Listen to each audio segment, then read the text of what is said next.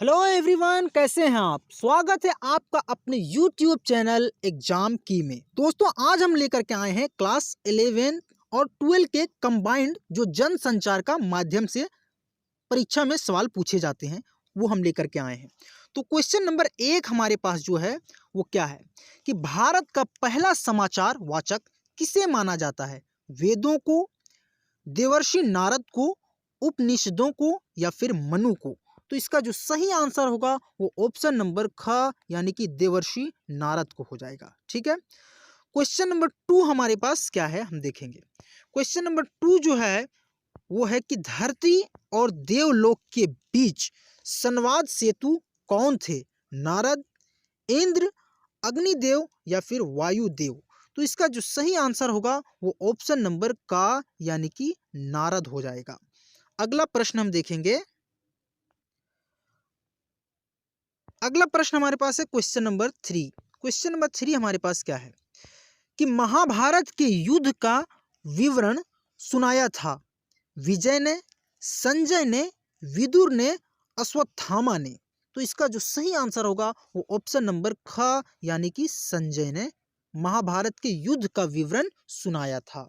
अगला प्रश्न हम देखेंगे। क्वेश्चन नंबर 4 हमारे पास क्या है। क्वेश्चन नंबर 4 हमारे पास है कि देवर्षि नारद का वाद्य यंत्र था सितार, वीणा, गिटार या फिर इकतारा? तो देवर्षि नारद का जो वाद्य यंत्र था इनमें से ऑप्शन नंबर ख इसका सही आंसर हो जाएगा यानी कि वीणा इसका सही आंसर होगा।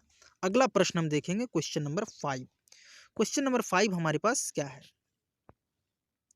क्वेश्चन नंबर 5 हमारे पास है कि हम जनसंचार के आधुनिक माध्यम प्राप्त हुए हैं। हमें जनसंचार के आधुनिक माध्यम प्राप्त हुए हैं पुर्तगालियों से, फ्रांसीसियों से, अंग्रेजों से, डच लोगों से?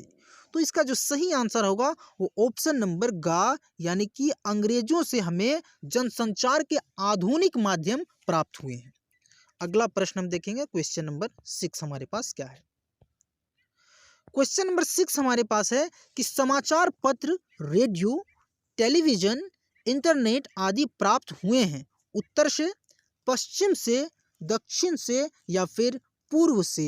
तो इसका जो सही आंसर होगा वो ऑप्शन नंबर ख यानी कि पश्चिम से हमें समाचार पत्र, रेडियो, टेलीविजन, इंटरनेट इत्यादि प्राप्त हुए हैं। अगला प्रश्न हम देखेंगे। Question number 7।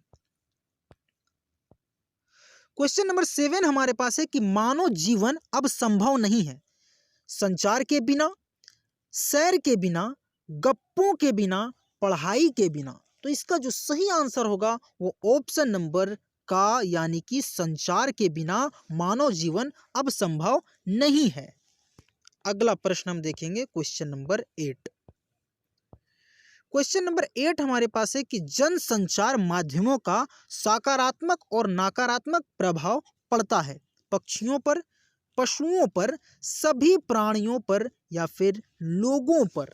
तो इसका जो सही आंसर होगा वो ऑप्शन नंबर घ यानी कि लोगों पर होगा। ठीक है, ऑप्शन नंबर घ लोगों पर होगा। ठीक है। अगला प्रश्न हम देखेंगे। क्वेश्चन नंबर 9 हमारा क्या है। क्वेश्चन नंबर 9 हमारे पास है कि सबसे बेहतर संचार करने की क्षमता और कुशलता है किसके पास है? पक्षियों की, मनुष्यों की, पशुओं की या फिर इनमें से किसी की भी नहीं?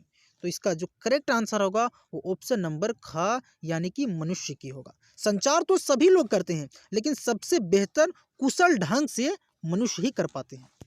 अगला प्रश्न हम देखेंगे। Question number 10। क्वेश्चन नंबर 10 हमारे पास क्या है कि टेलीफोन, इंटरनेट, फैक्स, समाचार पत्र, रेडियो, टेलीविजन, सिनेमा आदि विभिन्न माध्यम हैं संचार के, जनसंचार के, संचार और जनसंचार के, इनमें से किसी के भी नहीं? तो इसका जो सही आंसर होगा वो ऑप्शन नंबर ग यानी कि संचार और जनसंचार के हो जाएगा। अगला प्रश्न हम देखेंगे। क्वेश्चन नंबर 11 हमारे पास क्या है। क्वेश्चन नंबर 11 हमारे पास है कि संचार माध्यमों के विकास के कारण कौन सी दूरियां कम हो रही है? ऐतिहासिक, वैज्ञानिक, भौगोलिक, राजनीतिक। तो इसका जो सही आंसर होगा वो ऑप्शन नंबर ग यानी कि भौगोलिक दूरियां होगी। क्योंकि आज के ज़माने में हम कोई कहीं भी रहता है और कोई कहीं भी रहता है, लेकिन फ़ोन पे संपर्क हो जाता है। ऐसा लगता है कि हमारी भौगोलिक दूरी एकदम इर्द-गिर्द हमारे इर्द-गिर्द ही घूम रही है। अगला प्रश्न हम देखेंगे क्वेश्चन नंबर 12। क्वेश्चन नंबर 12 हमारे पास क्या है कि टेलीविज़न पर देखे गए क्रिकेट मैच को कहते हैं सीधा प्रसारण, प्रत्यक्ष प्रसारण, परोक्ष प्रसारण या फिर हवाई प्रसारण। तो टेलीविज़न पर देखे गए क्रिकेट मैच को हम लोग क्या बोलते हैं? बोलते हैं कि लाइव टेलीकास्ट हो रहा है, लाइव टेलीकास्ट हो रहा है। तो इसीलिए इसका जो सही आंसर होगा वो ऑप्शन नंबर क यानी कि सीधा प्रसारण हो रहा है। हमारे पास सीधा प्रसारण किया जा रहा है। अगला प्रश्न हम देखेंगे क्वेश्चन नंबर 13 क्या है हमारे पास।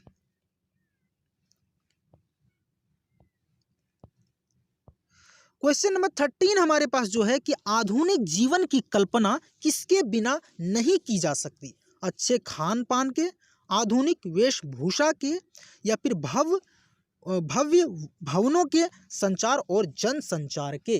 तो इसका जो सही आंसर होगा वो ऑप्शन नंबर घ यानी संचार और जनसंचार के बिना जो हम आधुनिक जीवन की कल्पना नहीं कर सकते हैं। अगला प्रश्न हम देखेंगे क्वेश्चन नंबर 14 हमारे पास क्या है। क्वेश्चन नंबर 14 हमारे पास है कि संचार शब्द की उत्पत्ति जिस धातु से हुई है वह है चर, चार, चा या फिर संच। तो इसमें जो सही आंसर होगा वो ऑप्शन नंबर ख यानी कि चार शब्द से इसकी उत्पत्ति यानी कि संचार की उत्पत्ति हुई है। अगला प्रश्न हम देखेंगे क्वेश्चन नंबर 15 हमारे पास क्या है। क्वेश्चन नंबर 15 हमारे पास है कि संचार का अर्थ है चलना, गणना करना, समाचार देना या फिर समझाना। तो इसका जो सही आंसर है वो ऑप्शन नंबर का होगा यानी कि चलना होगा। क्योंकि संचार में हम क्या करते हैं, हम एक दूसरे को बात बताते हैं और फिर वो आदमी फिर किसी दूसरे को बताता है, फिर वो आदमी फिर किसी दूसरे को बताता है। तो इस प्रकार क्या है, सभी के पास ये एक संचार यानी कि मतलब चलना हो रहा है, मतलब सभी के पास एक दूसरे के पास ये नेटवर्क बनता जा रहा है। ठीक है। अगला हम प्रश्न देखेंगे क्वेश्चन नंबर 16 हमारे पास क्या है। क्वेश्चन नंबर 16 हमारे पास जो है कि किस संचार शास्त्री के अनुसार संचार अनुभवों की साझेदारी है? वेलग्राम, एडिसन, विल्वरश्रेम या फिर मार्कोनी। तो इसका जो सही आंसर है वो ऑप्शन नंबर ग यानी कि विल्वरश्रेम है। अगला प्रश्न हम देखेंगे क्वेश्चन नंबर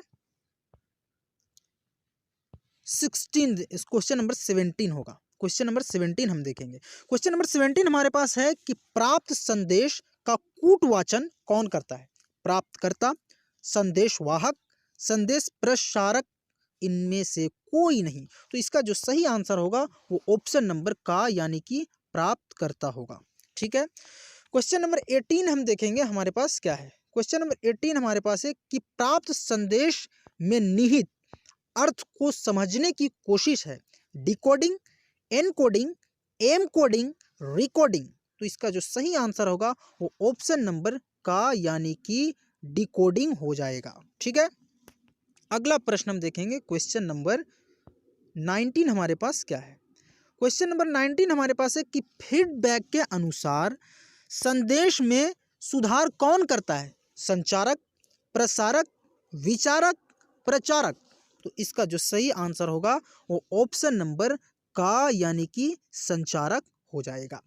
अगला प्रश्न इसका ठीक है, इसका जो सही आंसर होगा वो ऑप्शन नंबर का संचारक हो जाएगा। ठीक।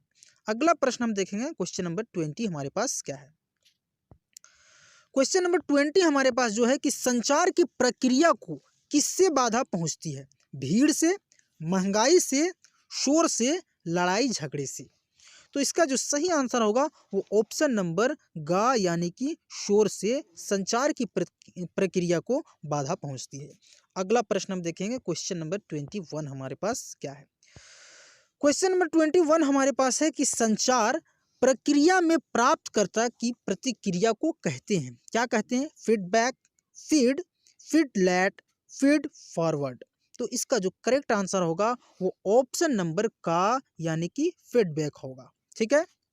क्योंकि हम जब किसी से बात करते हैं तो बात करने के बाद फिर वो हमें प्रतिक्रिया जो देते हैं उसी को हम फीडबैक कहा करते हैं, ठीक है, कहते हैं। अगला प्रश्न हम देखेंगे क्वेश्चन नंबर 22 हमारे पास क्या है। क्वेश्चन नंबर 22 है कि सांकेतिक संचार है इशारे से बुलाना, साथ लेकर समझाना, लिखकर समझाना, पढ़कर सुनाना। तो इसका जो करेक्ट आंसर होगा वो ऑप्शन नंबर का यानी कि इशारे से बुलाना यानी कि संकेत के द्वारा बुलाना सांकेतिक संचार कहला जाएगा, ठीक है। अगला प्रश्न हम देखेंगे क्वेश्चन नंबर 23 हमारे पास क्या है। क्वेश्चन नंबर 23 जो हमारे पास है वो है कि कक्षा समूह में आपसी विचार विमर्श संचार के किस प्रकार का उदाहरण है। अंतःवैयक्तिक संचार, अंतर्वैयक्तिक संचार, जन संचार या फिर समूह संचार। तो इसका जो सही आंसर होगा वो ऑप्शन नंबर घ यानी कि समूह संचार हो जाएगा, ठीक है। अगला प्रश्न हम देखेंगे क्वेश्चन नंबर 24 हमारे पास क्या है। क्वेश्चन नंबर 24 हमारे पास है कि जन संचार का अंग्रेजी रूपांतरण है public communication, mass communication, personal communication या फिर पीपल कम्युनिकेशन। तो इसका जो सही आंसर होगा वो ऑप्शन नंबर ख यानी कि मास कम्युनिकेशन हो जाएगा। अगला प्रश्न देखेंगे 25 नंबर क्वेश्चन हमारे पास क्या है। 25 नंबर क्वेश्चन हमारे पास है कि नियंत्रण, अभिव्यक्ति, सूचना, सामाजिक संपर्क, मनोरंजन, निगरानी आदि जन संचार के हैं तत्व, कार्य, गुण, इनमें से कोई नहीं। तो इसका जो सही आंसर होगा वो ऑप्शन नंबर ख यानी कि कार्य हो जाएगा, ठीक है। अगला प्रश्न हम देखेंगे क्वेश्चन नंबर 26 हमारे पास क्या है। क्वेश्चन नंबर 26 जो हमारे पास है कि सरकार और संस्थाओं के कामकाज पर निगरानी रखने का कार्य करता है जन संचार, लोक संचार, समूह संचार, अंतःवैयक्तिक संचार। तो इसका जो सही आंसर होगा वो ऑप्शन नंबर का यानी कि जन संचार हो जाएगा। अगला प्रश्न हम देखेंगे 27 नंबर क्वेश्चन। 27 नंबर क्वेश्चन हमारे पास क्या है कि संचार क्या है। संचार क्या है? दो या दो से अधिक व्यक्तियों के बीच सूचनाओं, विचारों और भावनाओं का आदान प्रदान, सीधा प्रसारण, लिखकर समझाना, पढ़कर सुनाना। तो इसका जो सही आंसर होगा वो ऑप्शन नंबर का यानी कि दो या दो से अधिक व्यक्तियों के बीच सूचनाओं, विचारों और भावनाओं का आदान प्रदान करना ही संचारण कहलाता है। अगला प्रश्न देखेंगे क्वेश्चन नंबर 28। क्वेश्चन नंबर 28 हमारे पास क्या है कि निम्न में से असत्य कथन छांटिए। मनुष्य तब तक जीवित है जब तक संचार करता रहता है। जानवर संचार नहीं करते हैं। संचार संदेशों का आदान प्रदान है। छोटा बच्चा संचार करता है। ठीक है, तो इसका जो सही आंसर होगा वो ऑप्शन नंबर ख यानी कि हमको बोला गया है कि इसमें कौन सा कथन असत्य है वो छांटना है। तो क्वेश्चन नंबर ख यानी कि जानवर संचार नहीं करते हैं ये गलत है, क्योंकि संचार सभी लोग करते हैं। संचार इस धरती पे जितने भी प्राणी हैं सब लोग संचार करते हैं। ठीक है, अगला प्रश्न हम देखेंगे क्वेश्चन नंबर 29। क्वेश्चन नंबर 29 क्या है कि अमेरिका में वर्ल्ड ट्रेड सेंटर पर आतंकवादी हमला कब हुआ। 12 सितंबर 2002, 12 अक्टूबर 2001, 26 नवंबर 2001, 11 सितंबर 2001। तो इसका जो सही आंसर होगा वो ऑप्शन नंबर घ यानी कि 11 सितंबर 2001 को अमेरिका में वर्ल्ड ट्रेड सेंटर पर आतंकवादी हमला हुआ था। अगला प्रश्न हम देखेंगे क्वेश्चन नंबर 30 हमारे पास क्या है। क्वेश्चन नंबर 30 हमारे पास है कि संचार प्रक्रिया में मदद करने वाले तरीके क्या कहलाते हैं। संचार माध्यम, सीधा प्रसारण, जन संचार या फिर कोडिंग। तो इसका जो सही आंसर होगा वो ऑप्शन नंबर का यानी कि संचार माध्यम कहलाता है। अगला प्रश्न हम देखेंगे 31 नंबर क्वेश्चन हमारे पास क्या है। क्वेश्चन नंबर 31 जो हमारे पास है, क्वेश्चन नंबर 31 जो हमारे पास है वो है कि निम्नलिखित में से संचार के तत्व कौन से हैं।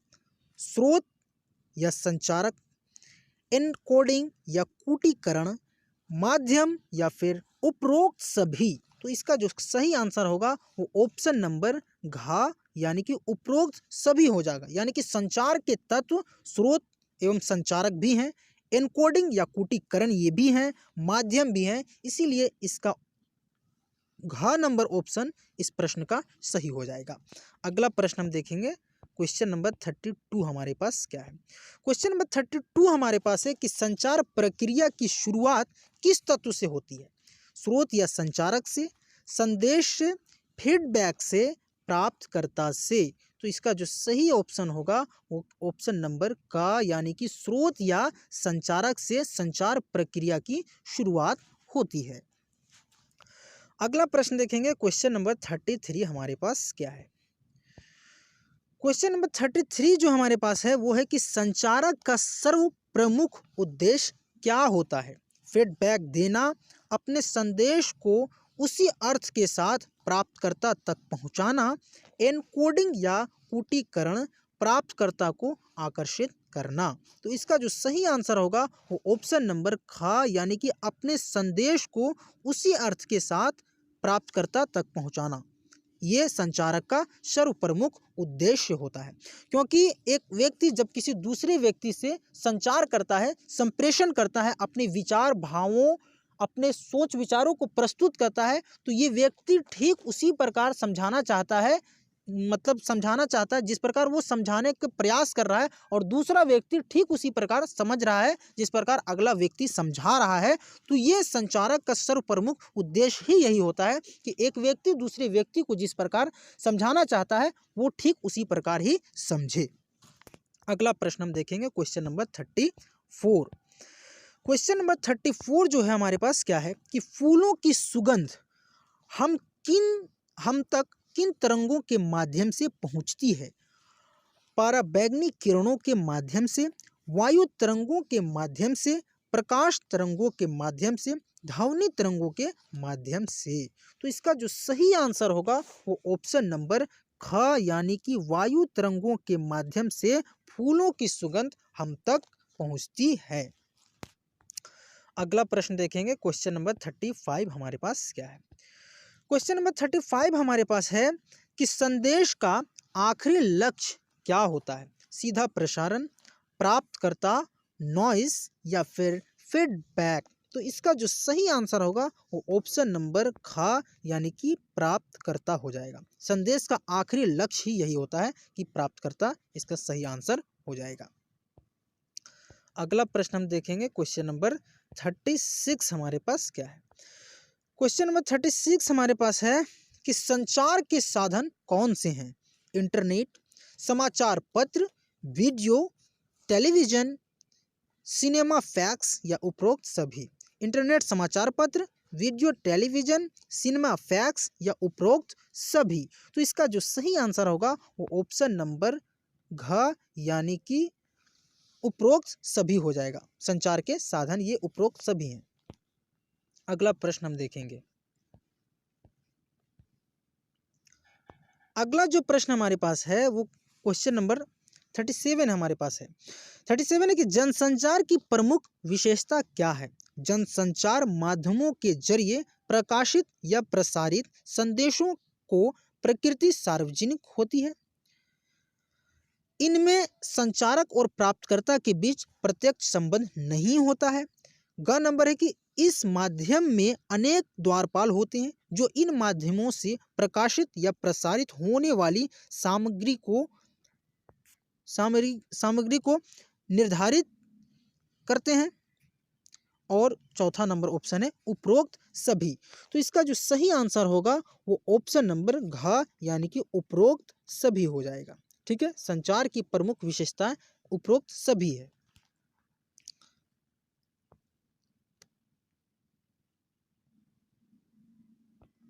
अगला प्रश्न हम देखेंगे, क्वेश्चन नंबर 38 हमारे पास क्या है। क्वेश्चन नंबर 38 हमारे पास है कि संचार के क्या लक्ष्य होते हैं? यह किसी को नियंत्रित करता है, यह सूचना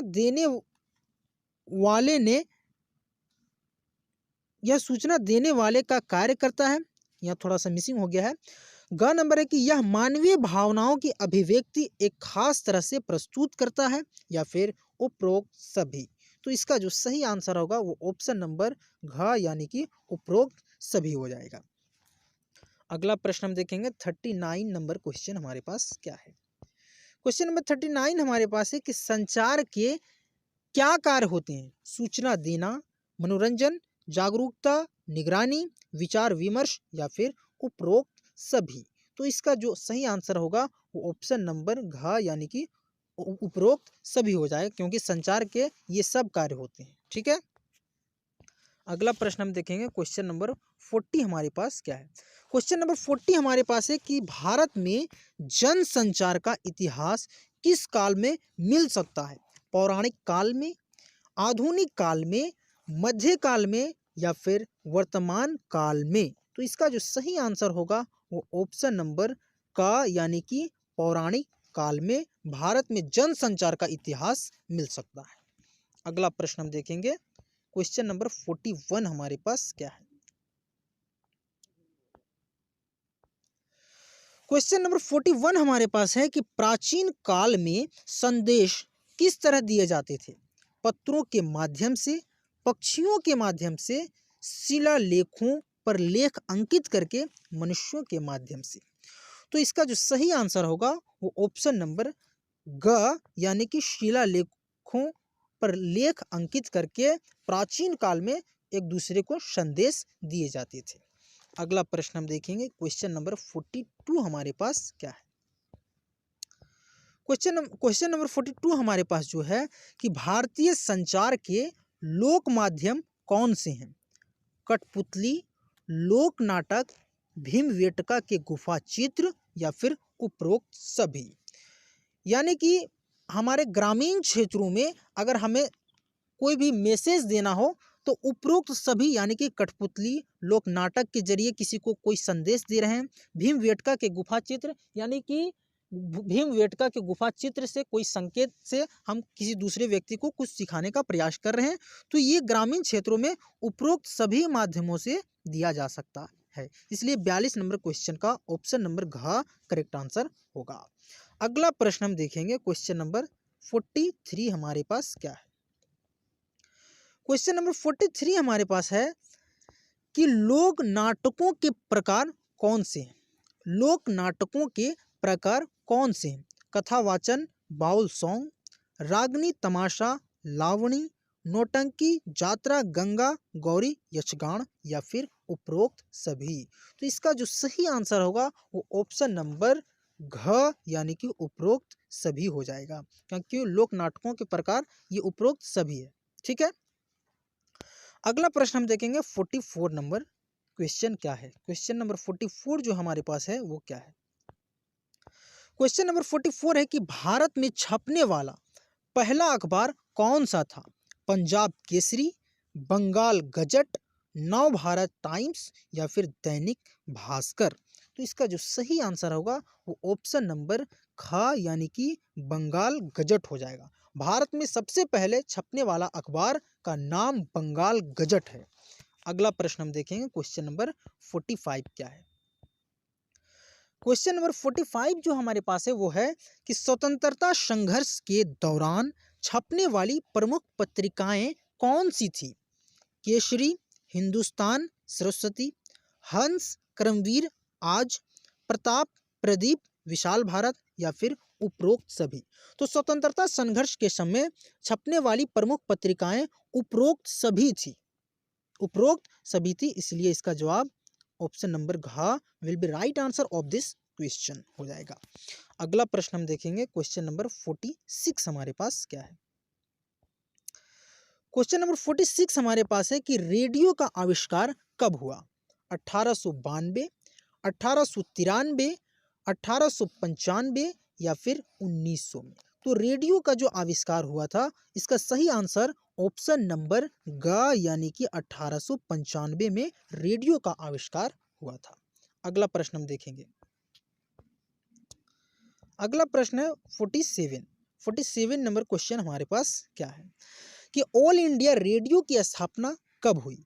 1935 में, 1936 में, 1937 में या 1938 में? तो इसका जो सही आंसर होगा वो ऑप्शन नंबर ख यानी कि 1936 में ऑल इंडिया रेडियो की स्थापना हुई। अगला प्रश्न हम देखेंगे 48 नंबर क्वेश्चन हमारे पास क्या है। क्वेश्चन नंबर 48 हमारे पास है कि विश्व में टेलीविजन कार्यक्रम कब शुरू हुए?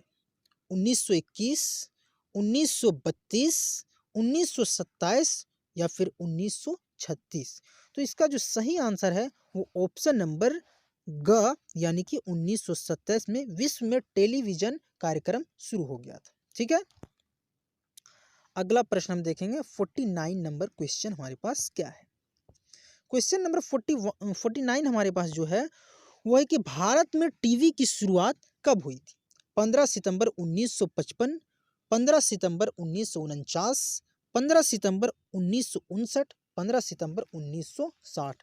तो भारत में टीवी की जो शुरुआत हुई थी तो इसका जो सही आंसर हो जाएगा ऑप्शन नंबर ग यानी कि 15 सितंबर 1959 को भारत में टीवी की शुरुआत हुई थी। और इससे पहले जो 1927 में शुरू हुई थी विश्व में, वो कहाँ पे हुई थी? संयुक्त राज्य अमेरिका में हुई थी। अगला प्रश्न हम देखेंगे क्वेश्चन नंबर 50 हमारे पास क्या है। क्वेश्चन नंबर 50 हमारे पास जो है वो है कि दूरदर्शन आकाशवाणी से कब अलग हुआ? 1 अप्रैल 1976, 15 अगस्त 1976, 1 जून 1976 या फिर 26 जनवरी 1976? तो इसका जो सही आंसर हो जाएगा वो ऑप्शन नंबर का यानी कि 1 अप्रैल 1976 को दूरदर्शन आकाशवाणी से अलग हुआ। ठीक है, दूरदर्शन क्या हो गया? ये टीवी से संबंधित है, आकाशवाणी ये रेडियो से संबंधित है। तो ये पहले एक साथ मतलब संबंधित था, लेकिन 1 अप्रैल 1976 में ये क्या हो गया? एक दूसरे से अलग हो गया। तो दोस्तों ये वीडियो आपको कैसा लगा? अगर ये वीडियो आपके एग्जाम के पॉइंट ऑफ व्यू से थोड़ा सा भी हेल्पफुल लगा तो आप हमारे चैनल को सब्सक्राइब कीजिए और बेल आइकन को प्रेस कीजिए ताकि आने वाले हर नोटिफिकेशन की पहुंच सबसे पहले आप तक हो।